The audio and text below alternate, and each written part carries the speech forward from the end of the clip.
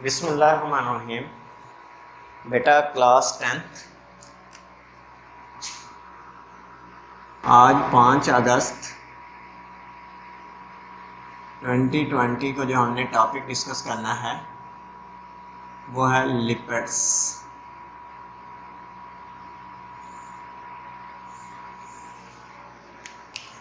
सबसे पहले हम लिपिड्स बायोलॉजिकल मॉलिक्यूल्स की डेफिनेशन करेंगे। तो याद रखिएगा, asters of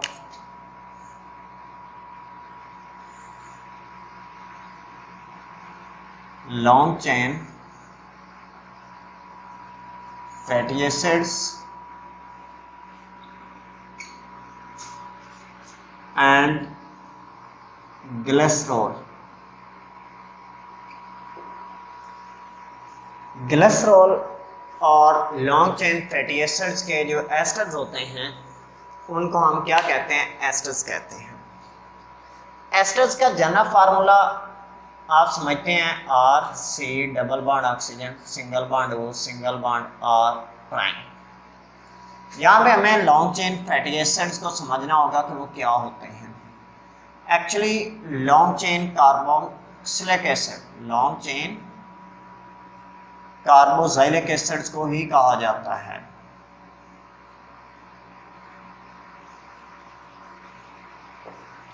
glycerol actually पॉलीहाइड्रेट alcohol है।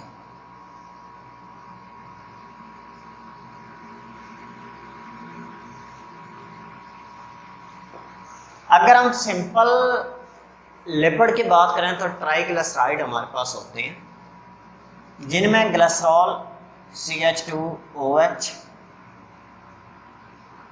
CHOH और CH2OH।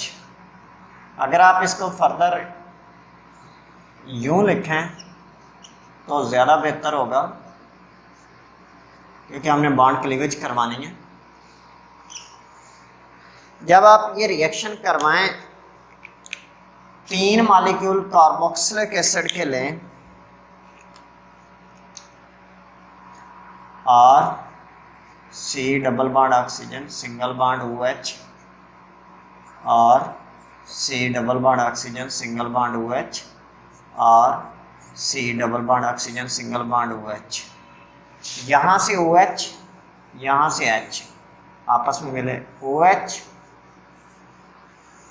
H आपस में मिले, OH और H आपस में मिले, एक वाटर मॉलिक्यूल दूसरा और तीसरा, सो -3H2O के 3 वाटर मॉलिक्यूल बन गए। यहाँ पे देखो, ये एज सच फार्मूला आप लिखें, R C double bond oxygen, R C double bond oxygen, R C double bond oxygen. क्योंकि ये OH बॉन्ड ब्रेक हो चुका है, इसको आप नहीं लिखेंगे। इधर से आप एज सच आप O को मेंशन करें, CH2 single bond CH single bond O, single bond CH2 single bond O। अब देखो, ऑक्सीजन 2 बॉन्ड बनाता है, अभी तक उसने तीनों ऑक्सीजन ने एक बॉन्ड बनाया हुआ है। कार्बन 4 बॉन्ड बनाता है, तीनों कार्बन ने 3 बॉन्ड बनाए हुए हैं। ये आपस में बॉन्ड बनाएंगे और यहाँ पे देखो, R C double O R prime, ये हमारे पास एस्टर फंक्शनैलिटी आ रही है, लिहाजा इन्हीं को आप क्या कहते हो? लिपिड्स कहते हो। फर्दर लिपिड्स की 2 टाइप्स होती हैं, एक हमारे पास फैट्स होते हैं और एक हमारे पास ऑयल होता है। टाइप्स अगर लिपिड की हम देखें तो 2 हैं।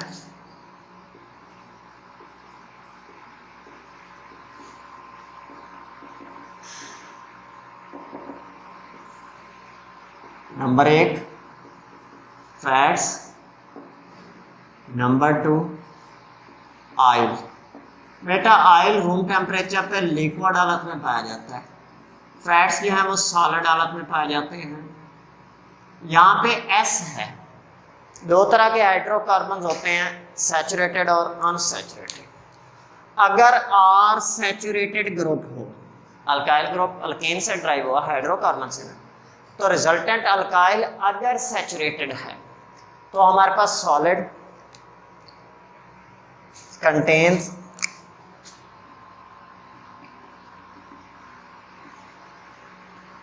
सैचुरेटेड कार्बोक्सिलिक एसिड,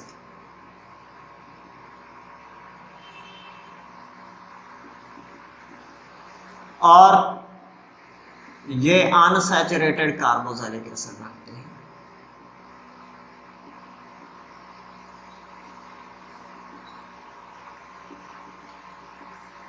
यही इनमें मेजर डिफरेंस है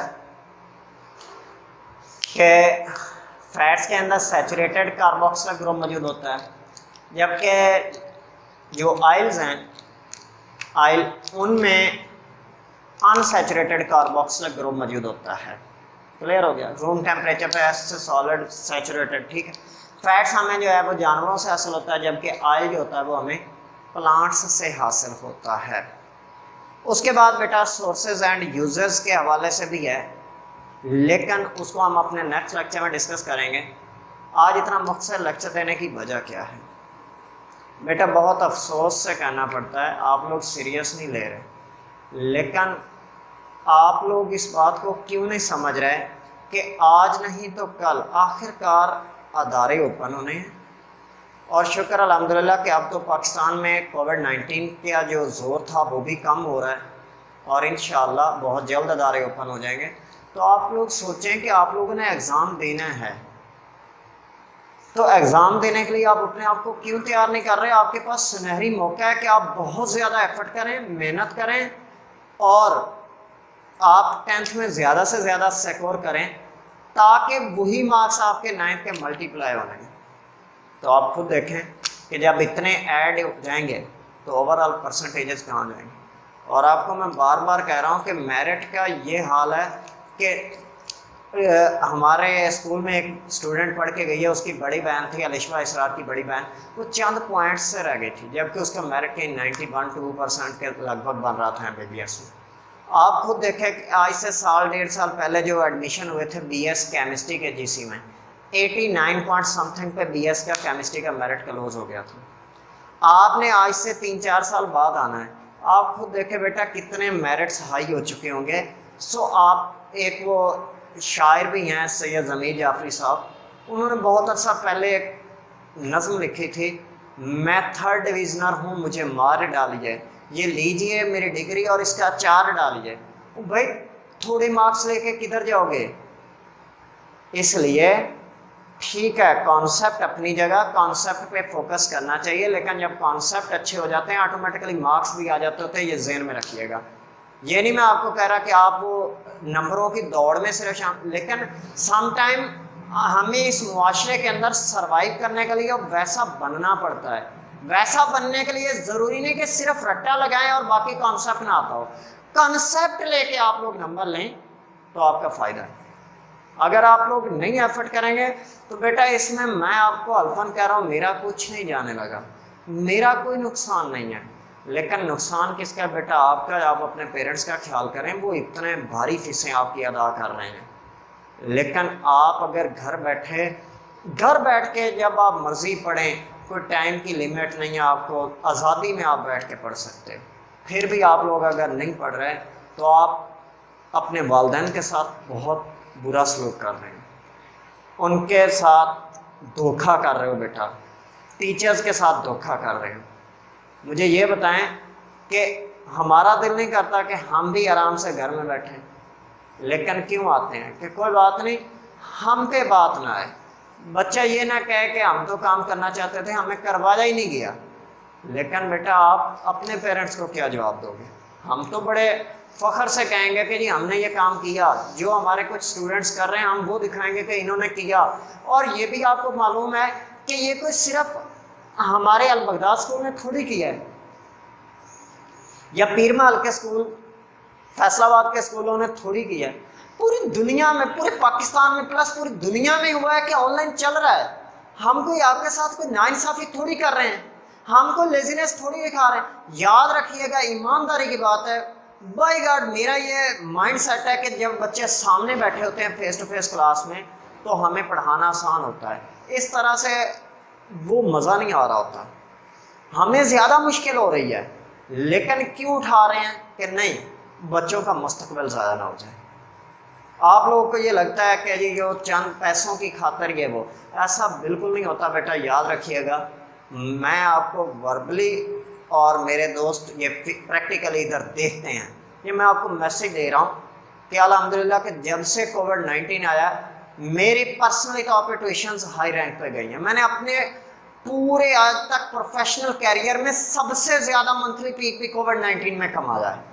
सो इसलिए मुझे तो यकीन जानिएगा, ईमानदारी की बात है, मैं इधर दोस्तों को भी यही कहता हूँ, स्टाफ में भी जब बात होती है कि इनपुट हमारी आजकल ज़्यादा हो गई, आउटपुट कम है। क्यों? पहले टाइम पे सैलरीज मिलती थी, पूरी सैलरीज मिलती थी, इवन हम एडवांस लेते होते थे कई बार दोस्त, लेकिन अब हमें पूरी सैलरीज नहीं मिल रही, जबकि हमें मेहनत अब ज़्यादा करवानी पड़ रही है। मोबाइल पे अलग से जवाब देने पड़ते हैं। पहले तो होता था 40 मिनट क्लास में दिए, उसके बाद आप ख़त्म, कोई टेंशन नहीं है आपको।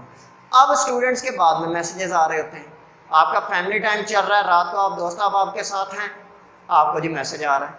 मैं आपको ये यकीन दहानी बेटा करवा रहा हूँ कि मकसद ये है कि हमारी मेहनत बढ़ गई है, जबकि टाइम पे सैलरीज नहीं मिल रही, पूरी सैलरीज नहीं मिल रही, इसका मतलब हमें तो आउटपुट कम मिल रही है। लेकिन मैंने साथ ही मेंशन किया कि अल्हम्दुलिल्लाह रब्बिल आलमीन कि मैं कोविड-19 के अंदर ट्यूशन की वजह से टॉप रैंक पे गया हूँ।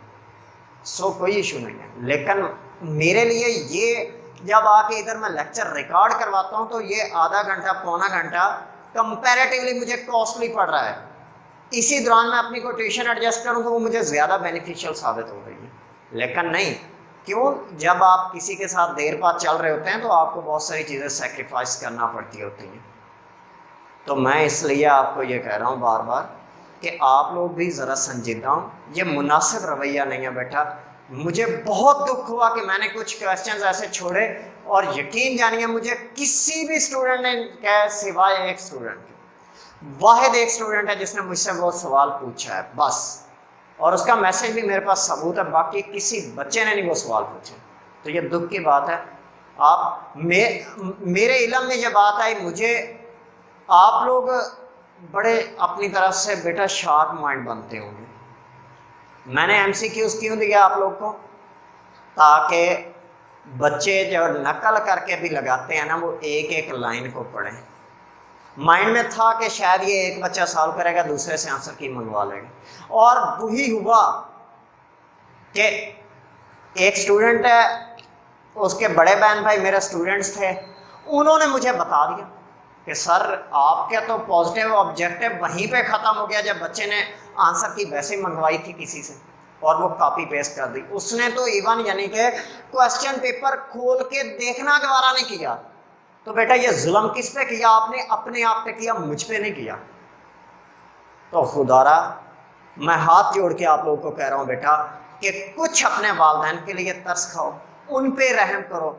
ये कोई अच्छा एटीट्यूड नहीं है, और उम्मीद करता हूँ कि अब तो आप लोग सीरियस हो जाओगे। उम्मीद पे दुनिया कायम है, हम भी उम्मीद एक बार फिर लगा के बैठ जाते हैं। तो यही मेरा आज के लिए लेक्चर भी था, प्लस मोटिवेशनल बात थी। अगर आप इसको पल्ले बांध रहे हैं आपका फ़ायदा, नहीं बांधोगे सिंपल बात है। मैं फिर भी एट द एंड कह रहा हूँ, मेरा कुछ नहीं जाना, मेरा कोई नुकसान नहीं। मेरी तरफ से सारे आप लोग A ग्रेड में पास हो जाओ, A+ में हो जाओ, बेशक सारे फेल हो जाओ, मेरा इससे कुछ नहीं जाना। नुकसान आपका है, आपके पेरेंट्स का है, सबसे बड़ा नुकसान आपका है। पेरेंट्स तो जब तक जिम्मेदारी है, उसके बाद आप लोगों ने खुद अपनी लाइफ को सर्वाइव करना है। तो इसलिए उम्मीद करता हूँ बेटा आप अच्छे स्टूडेंट्स की तरह आपसे मज़ीद मेहनत बढ़ा देंगे अपनी। बहुत शुक्रिया बेटा, अल्लाह हाफिज़।